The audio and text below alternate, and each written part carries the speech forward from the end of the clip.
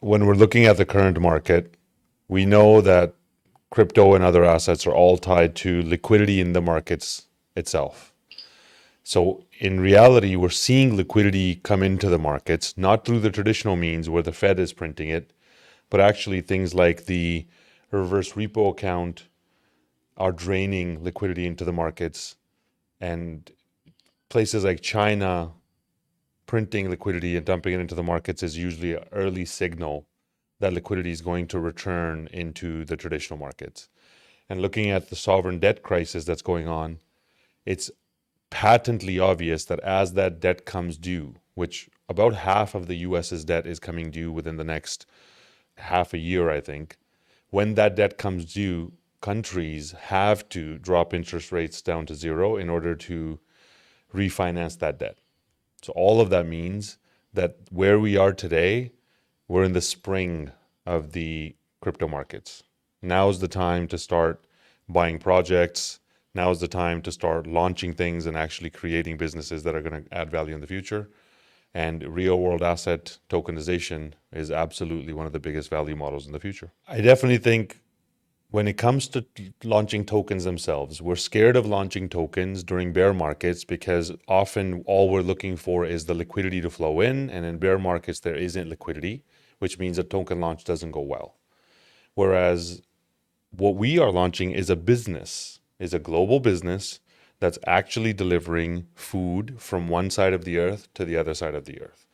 Launching a business during the bear market is actually the best idea because you get talent at cheap prices, you get to negotiate better deals, and everybody's hungry to build something during these times. So when it comes to launching a business called Farmsent, this is the best time.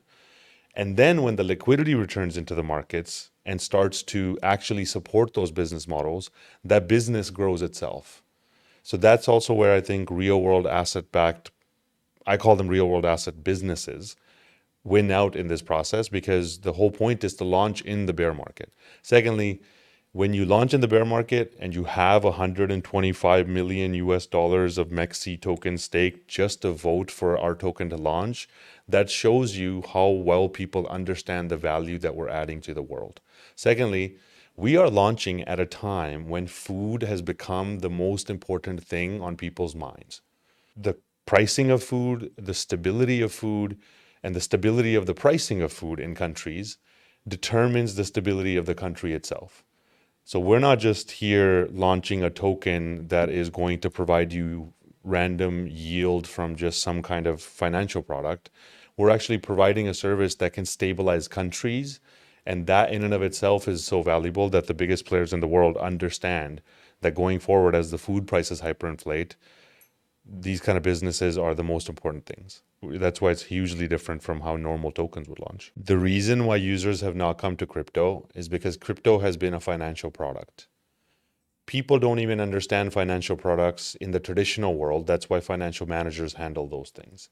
In order for the mass adoption to occur, blockchain and crypto has to do something in a real person's life so well that they're willing to actually join these complicated technologies and use them.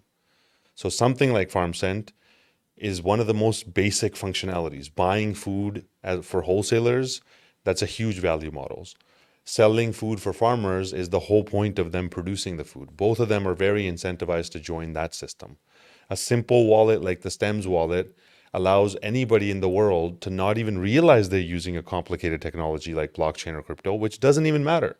You could use blockchain, you could use x.com, you could use whichever system runs in the background, but you have to do something in my real life. So that's why tokenized real estate, tokenized commodities, tokenized real world value added to real world people's lives is going to be the value models which bring adoption.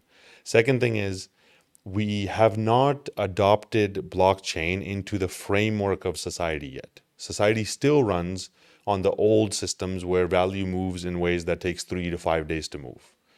Now, as we adopt things like XRP, as we adopt things like FarmSent into the framework of how we do real things in real people's lives, those people will naturally use these models because they're just better to use. It's what we've said before, nobody's even thinking about making something simple enough for the average person to use. We don't even talk about it simply. If you ask somebody, what does this token do? They say it's a decentralized method with a decentralized autonomous organization that allows governance structure. You just completely lose the average person. Baby boomers are holding most of the money, but we speak in a language that baby boomers don't even understand. So the fact that we're simplifying it down, the fact that we're doing something real in real people's lives, the fact that we're providing a service that's incentivizing everybody to actually use it is the way moving forward. And that's what the biggest players in the world realize.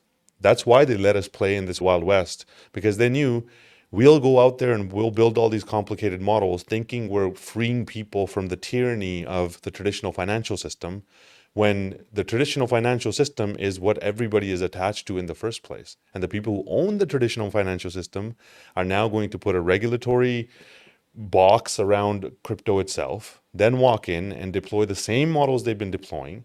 And then they're going to build the same models within crypto itself. And then they're going to adopt the same users they already have, the baby boomers who trust them with all of their money, and control the whole system. I think the best way for us to change that whole thing is to do what we're doing.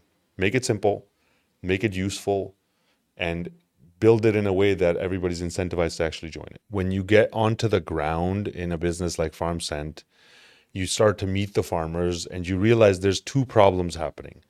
On one side, there are countries that don't have food security.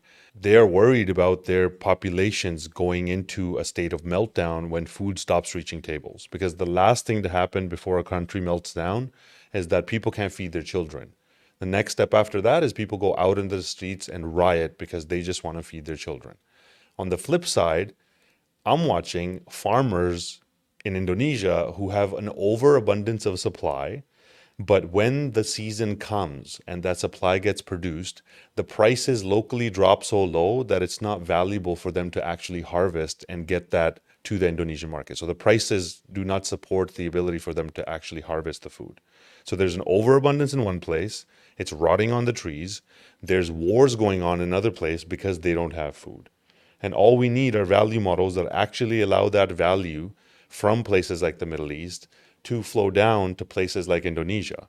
So farmers here can continue to harvest and still stay profitable. And volatile places like the Middle East cannot melt down into World War III. The value that we're adding on both sides goes way beyond money. It goes way beyond just actually adding value to a token. We're stabilizing countries. We're making sure that the abundance that is going to waste on the trees in the producing countries is actually utilized to make sure that our world keeps running in this beautiful way that it is.